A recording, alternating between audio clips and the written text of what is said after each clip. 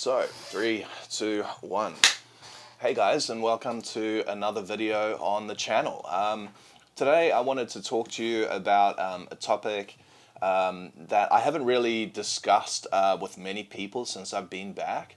But about a year and a half ago now, I went to Texas, Austin, and I was very fortunate enough to go and train at New Wave with John Danaher, Gordon Ryan, Nicholas Marigali, John Carlo Bedoni, and I mean, honestly, just take your pick of the names we got to train with. I was very fortunate and very excited to train there. I picked up a lot of knowledge, and I wanted to share 3 main takeaways that I got with you guys today. So, the first of those things was that drilling is still important. Now, there's a lot to be said in the jiu-jitsu community at the moment about drilling.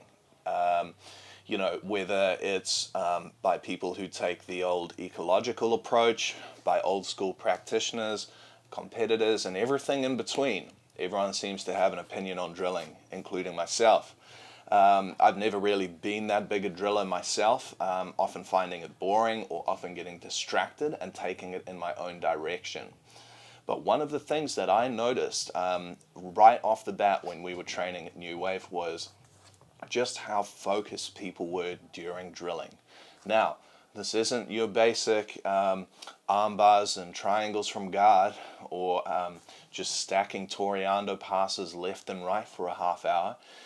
It was very focused drilling on either wrestling technique or ground technique. Often the class was broken into those 2 sections, and we would spend a good half hour to almost an hour drilling one technique with a few options either side of it. Very different to, I think, instructional content, where a lot of people think, okay, well, we're going to sit down for 5 hours and watch a million techniques. No class was like that. We looked at 1 or 2 techniques in particular every day that was pretty much addressed to the individuals of the room and what they needed to improve on, and we would work on those series. Drilling was intense. It was a good workout, and there was no fucking about during drilling. You were drilling like a world champion. It was important that we got the technique crisp. It was important that you were up and ready for your training partner to hit their sequence, and you didn't really mess about. I learned a lot from that kind of mentality as well, as in the past I've been just as guilty as anyone of having a bit of a chat with my drilling partner, or thinking I've got the move clocked after 3 or 4 reps. You don't, and you need to keep drilling. And one of the things is, whether you're a world champion or a beginner, drilling is something that helps you to refine technique. It helps you to refine your mindset. It helps you to refine when to hit that move and building your timing with it. When do you see the move and when do you go? So I'm pretty skeptical about those who say that drilling doesn't work or aren't big fans of drilling. Beginners need to drill just as much as world champions do. So that's the first of the big takeaways that I made from John and the boys at New Wave. The second was an emphasis on positional rounds. Every session, twice a day, we were doing at least a half hour to 45 minutes of positional. This would be positions like the back, so training attacking the back and defending the back, mount, arm bars, and leg lock positions as well. All of those positions, I suppose, would depend on John and what he decided on and who was there and who needed to do what. We were there in between training camps for the majority of the big names at the gym.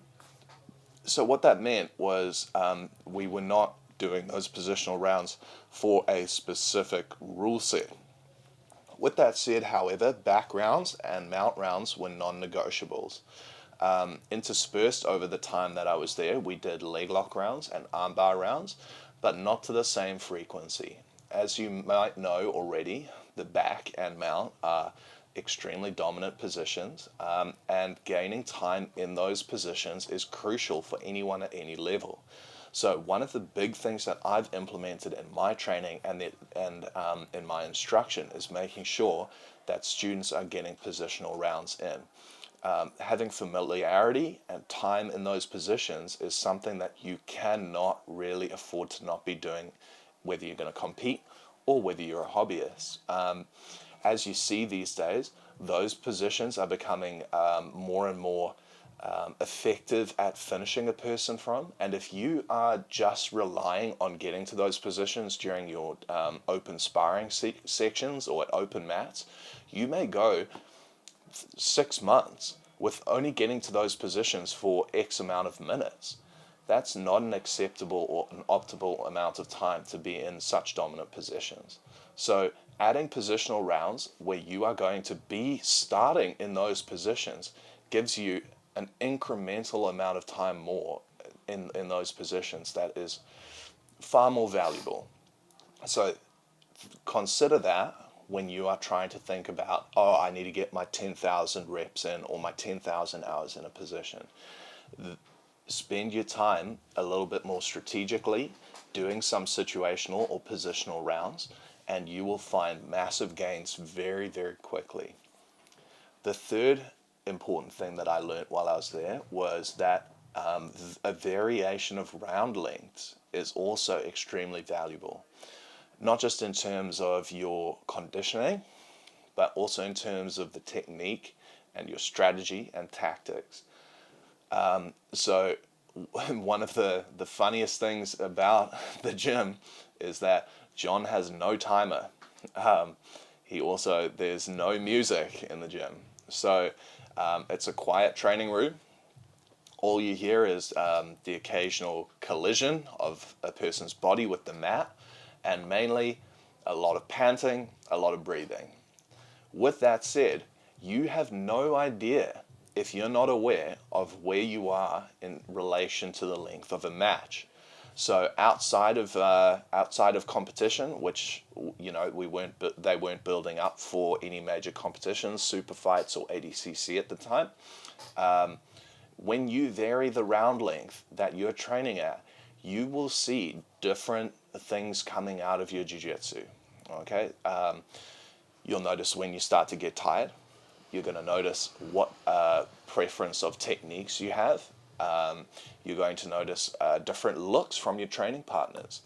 So I really, really enjoyed the fact that there was no clock, especially with professional athletes. This is a really viable strategy if you're doing no time limit or long time limit matches like 20 minutes, 30 minutes, however long. One of the big takeaways for me is that's a less viable option with hobbyists sometimes, as if you have uneven numbers, that means that one person could be sitting out for an arbitrary amount of time, getting cool, getting tired, not participating in the class. So my big takeaway is varying specific round lengths, and yes, I'd love to use no clock, but that's not really a viable option. So I've still got a timer, but we vary round lengths during the weeks. So on a Monday, we might start with 5-minute rounds. By the time we're getting to Thursday, we might be doing 6 or 8-minute rounds. By the time we get to Friday, we're doing 10-minute rounds. I'm mixing up and varying when in the week we do that, and I make sure that everyone is aware of how long the round is going to be, but they don't have visibility of a clock, so that they are getting an awareness in themselves of where they should be in relation to the length of a given time. That kind of strategy is really, really important if we're going to be simulating the pressure of competition. You may not necessarily have visibility of the clock. You may not even have someone in your corner telling you how long you have left. You may not be able to hear them either.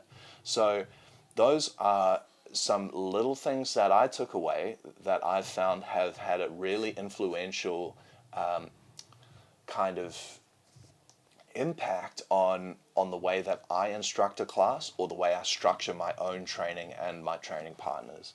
So I hope you found that enjoyable to listen to. I feel like I've ranted a little bit too long. But if you found this informative, I'd love if you could leave a comment below, like and subscribe. In the comments, why don't you go ahead and tell us what you'd like to see in more content like this. Really open to shooting any kind of content where you have questions about training, competition mindset, or anything jiu-jitsu related. So thanks very much for listening, and we'll see you next time on the YouTube channel. Us.